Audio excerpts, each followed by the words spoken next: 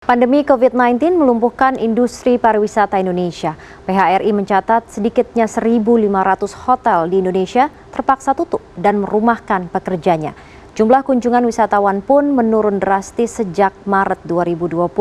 Lantas bagaimana pelaku pariwisata Indonesia bertahan di tengah kondisi mati suri saat ini? Kami hadirkan ulasannya dalam laporan khas redaksi.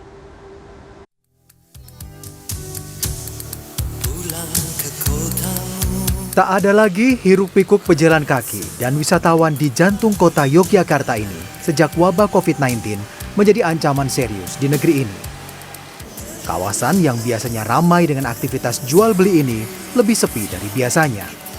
Banyak toko dan pedagang kaki lima memilih tutup lantaran sepinya wisatawan. Bahkan, pasar Beringharjo yang biasanya ramai dijejali pembeli terlebih saat Ramadan dan jelang Lebaran, kondisinya tak jauh berbeda. Para pedagang batik, aneka kerajinan, dan olahan pangan di pasar ini tampak lesu lantaran sepi pembeli. Banyaknya wisatawan yang membatalkan rencana liburan ke Yogyakarta membuat pengelola restoran hingga hotel terpaksa menutup usaha. Udah hampir 2 mingguan, terasa banget. Kemarin ramai sempat 2 hari aja, bisa dikatakan berkah buat pedagang-pedagang, tapi cuma beberapa hari aja. Begitu juga dengan Pulau Dewata Bali yang hingga kini masih sepi. Pengelola daerah tujuan wisata Alas Kedaton Tabanan Bali kini harus berjuang mempertahankan keberadaan ribuan keranya. Sejak pertengahan Maret lalu, Alas Kedaton Tabanan Bali ditutup total. Penutupan ini mengakibatkan kerugian 150 hingga 200 juta rupiah per bulan. Berdasarkan data dari Persatuan Hotel dan Restoran Indonesia (PHRI), hingga April 2020 terdapat sekitar 1.500 hotel di seluruh Indonesia yang tutup sementara akibat terdampak corona. Daerah tujuan wisata super prioritas Pulau Lombok, salah satunya Gili Air, tak lepas dari imbas corona. Keindahan alam dan keunikan budaya yang dimiliki tak lagi bisa dinikmati wisatawan dalam kondisi sekarang. Tujuan wisata yang memiliki fasilitas lengkap ini ditutup sementara. Pelaku usaha pun seolah diuji untuk mengatur siasat di masa sulit ini.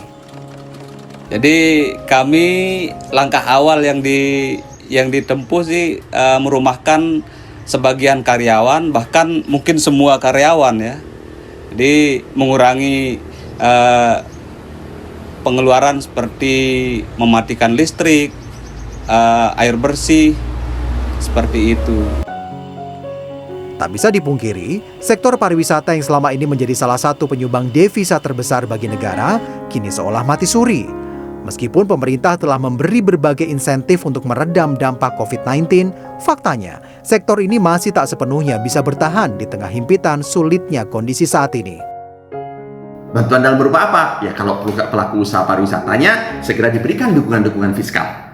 Pekerja pariwisatanya segera diberikan subsidi gaji, segera diberikan apa yang menjadi kebutuhan dasar ketika mereka saat ini tidak bekerja. Yang ketiga, destinasi. Kita pastikan agar destinasi ini ketika COVID sudah mereda, siap menerima wisatawan. Apakah itu amenitasnya, apakah itu mitigasinya, dipastikan untuk siap. Tidak ada yang tahu pasti kapan pandemi COVID-19 ini akan berakhir. Meski sejumlah prediksi sudah mulai dipublikasi, tak lantas membuat sektor pariwisata otomatis akan bangkit kembali. Butuh campur tangan berbagai pihak agar sektor pariwisata bangun dari mati suri. Optimistis menjadi kata kunci yang harus dimiliki oleh siapapun yang bergerak di sektor pariwisata, agar pasca wabah corona, Indonesia masih menjadi tujuan wisata yang diminati oleh pengunjung domestik maupun mancanegara. Tim Liputan CNN Indonesia.